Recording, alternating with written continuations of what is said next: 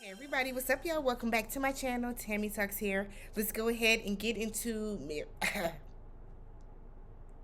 I still got this cough. Married at First Sight, season 14, Boston, episode 18. This is the reunion part 1. If you're brand new to my channel, I do breakdowns on various TV shows, both scripted and reality, interjecting my own thoughts, opinions, and theories into each and every recap. So, if you enjoy this type of content, please consider subscribing to the channel, thumbsing up the video if you enjoy this particular piece of content, and then hopping into the comment section, y'all. Let's talk about Alyssa, Michael, and Jasmina. I'm gonna have a whole lot of unpopular opinions in this video, so y'all just gonna have to y'all gonna have to roll with me. All right. So they talk about how on their wedding day, how Michael said "wow" when he saw Jasmina, because he thought she was beautiful, and how Jasmina cried because she was just overwhelmed with a bunch of different emotions. They then get straight to the point where they talk about how Jasmina referred to Michael as aggressive. Um, Michael said that when he hears the word aggressive, to him that's intimidating. And there's the connotation that as black people, we don't want to call anybody aggressive. I certainly am always I try to be mindful when I am describing other black people that I only use aggressive if they truly are aggressive, right? We don't That's not a connotation that we want to put onto ourselves or onto our people. So Jasmina said that she stands on the word aggressive. She said because to her, a lot of people have to remember aggressive does not always mean physical. So she stands on aggressive. She said that in that moment, after watching the clip, Michael agreed with her, and said that he would own maybe he did speak in an aggressive tone towards her. She said, but then after that, he refused to talk to her for a month. A month. Y'all are only married 8 weeks. Y'all are literally only married 8 weeks. Y'all got into that situation about the aggressiveness in like week 2. So y'all really only talked for 3 weeks, is what you're saying? So they were living up in that apartment, literally not talking. That's concerning. Where were the experts? Why didn't the experts come in and try to rectify that in any type of way? Like, did they know? Like, I have a lot of questions and concerns about that. So Michael said that he did not want to say anything because he didn't want to be labeled as aggressive again. He didn't know how to talk to her. He didn't know how to navigate through conversations with her. We know that he had trouble with communicating with her, and he was just nervous. So they said it was their breakthrough exercise that they did for Dr. Viviana. They like to have them wear the blindfolds. It was during that exercise where Jasmina revealed that she feels like Michael didn't care, where Michael feels that he couldn't trust her, where they really started to have their breakthrough. And I'm like, oh, okay. So they are not together anymore, obviously. Even though their body language suggested otherwise. I really thought that they were gonna say that they were still together because of how close Jasmina was sitting towards him, the way that she had her legs crossed towards him. Like, she was damn near in that man's lap. I thought they would still be together. So after almost 2 weeks after decision day, they were living separately. Michael said he called Jasmina and told her that this was not working. He said because when he thinks about what he was getting and what he was not getting, he had to weigh the pros and cons on that. So he said when you take away the fact that he just wanted to be married and he wanted a family, there was really nothing else to really hang on to in that. And it's because they didn't have any romance. And let's be real, they really didn't have any chemistry either. So Michael said he felt that Jasmina did not want to work on the relationship, on the marriage after decision day, which was interesting. Jasmina said she was putting in more work than Michael. She said that she was texting him every day just so they can have a conversation. She was initiating stuff like that. Meanwhile, he only tried to ever hang out with her once in that time frame. Jasmina said they got into a big argument, and after that argument, if he didn't call and say he wanted to get the divorce, she was going to. So Michael then asked her, and this is where my unpopular opinion is going to come in. Michael said that Michael starts to question, why would she feel that after one argument that they didn't want to, that they, like, she would not want to be married anymore. And my thing is, Michael, why would you be questioning that when that's literally what you did? You see what I'm saying? And I feel like so many of y'all just truly don't like Jasmina, and it's fun to call her Jasmina and all that other stuff. I said, but I feel like a lot of people, like, yeah, Jasmina has her downfalls for sure, but I feel like a lot of people, because the disdain for Jasmina is so high, y'all are giving Michael a lot of passes on things he shouldn't get passes on.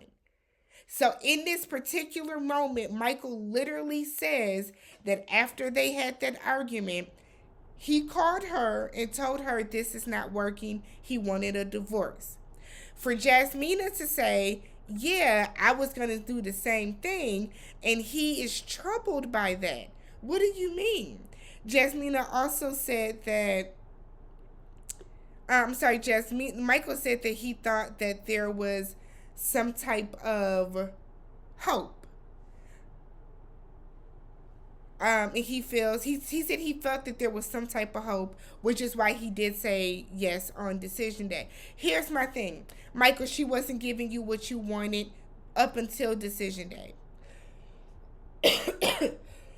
So there was really absolutely no reason for you to stay married on decision day. I wholeheartedly think that they were one of those couples that stayed married through decision day for the sole purpose of getting the check and getting whatever that bonus is, which I heard is $25,000.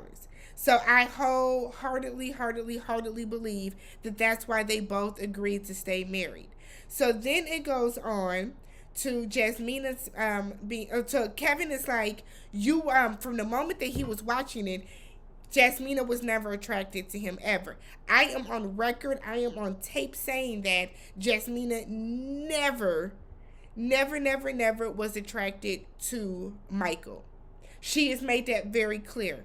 She has said, and she has openly admitted to not being attracted to him initially.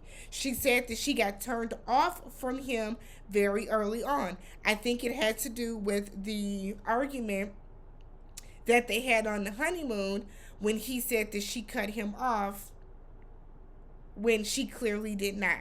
I don't think Jasmina ever recovered from that particular moment in regards to him. So she said that she did eventually become more attracted to him after she started to know him a lot more. Michael said that's not true. And then Michael, I didn't catch it. Michael made some comment, and Jasmina said, well, you don't know because you get physical so early on in relationships. I like to wait for the emotional. Jasmina, you don't like to wait for the emotional. It's that the people you're dating are always clear across the damn country. So you can't get physical too soon in the relationship, right? Jasmina also went on to point out that Michael never let her know or hinted that he was attracted to her. She said that she would always tell him, oh, you look good today. This looks cute on you, like, you know, looking nice, whatever the case. He never complimented her. And Michael immediately was like, yeah, I never did. He said, because why romance somebody that doesn't want to be romanced? And this is where my unpopular opinion is really going to come in.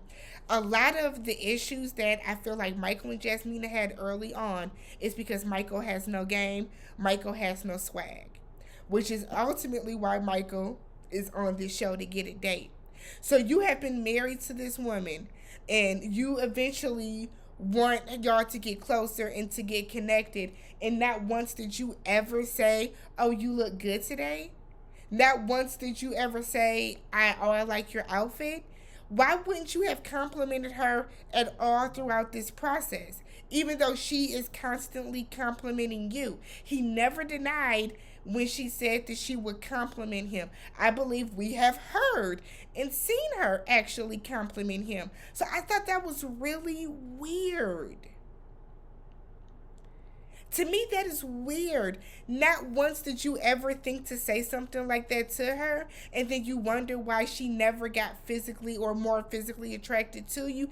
Hell, she didn't know if you even liked her like that. And I feel like it's little things like that, small things like that, that Michael could have done to like really help out their relationship that he didn't do, that people are giving him a pass for because Jasmina's attitude um because Jasmina's attitude was so jarring. Jasmina, like the Michael, when the moment she started doing that and she came across as somewhat condescending, that changed a lot of people's perception away from her, and she got labeled as Jasmina. The moment that people started to realize that she was friends with Alyssa, y'all completely threw everything that Michael was doing away and made it seem as if Jasmina was the sole problem, when in actuality, both of them were the problem. Both Michael and Jasmina they were both the problem, and they're both the reason why they're not together anymore. So neither one of them are dating right now. Kevin asked some like weird questions about would Michael call Jasmina for like advice and stuff like that. He said, I got a lot of sisters for that. Did we not see all the sisters? Why weren't the sisters there? Sriracha's ass came and we didn't need Sriracha. I think Michael's sister, especially the oldest sister, the one who was on the show the most. She should have been on here. Hopefully she's on next for the part 2 of their reunion. Hopefully she's on to like kind of like help out or like kind of navigate what was going on a little bit from what she saw from the outside looking in. The reason they are not together is both of theirs fault. Both of theirs fault. Michael, you should have never said yes on decision day. If she did not want to live with you, then you don't do that. But at the same time, if she's calling you and texting and trying to engage in conversation on a daily basis and you're not doing that, then how are you actually really trying to do anything as well? They stayed together for the bonus. Catch y'all in the next one.